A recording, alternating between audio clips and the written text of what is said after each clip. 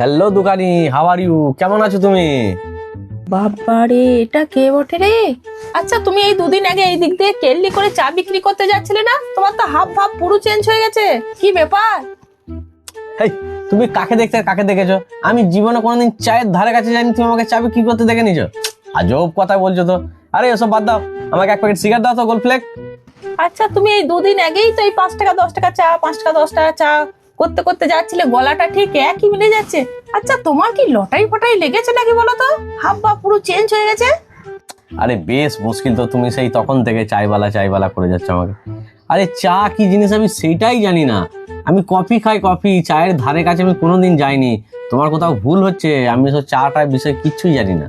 তাই নাকি? সত্যি করে বলছি, আমি চায়ের বিষয়ে কিচ্ছু জানি না। আচ্ছা, চা কি করে বানাই বলো তো? চা কি করে বানাতে হয়? ওই যে ফ্রিজ থেকে ঠান্ডা জল নেবে, তার মধ্যে চা আর চিনি দিয়ে দেবে, তাহলেই চা হয়ে যাবে। আবার সেই বোকা বোকা কথা বলছো। ঠান্ডা ফ্রিজে জল দিয়ে কোনোদিন চা হয়? জল গরম করতে হয়, তার মধ্যে চা পাতি সুন্দর করে দিতে হবে, আদা কুচিয়ে দিতে হবে, একটু লেবুর রস দিতে হবে, তেজপাতা দিতে হবে, ভালো করে ফুটে যাবে, গ্লাসে ঢেলে দাও চুরচুর করে। কি আরাম, জানো তুমি?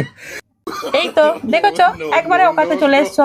কাক যতই না ময়ূরের পাখনা লাগিয়ে ময়ূর সাজার চেষ্টা করুক না, সেই ডাকার সময় না কা কা করবে। সেই রকমই তুমি, তোমার আসল রূপ ঠিক বেরিয়ে পড়েছে।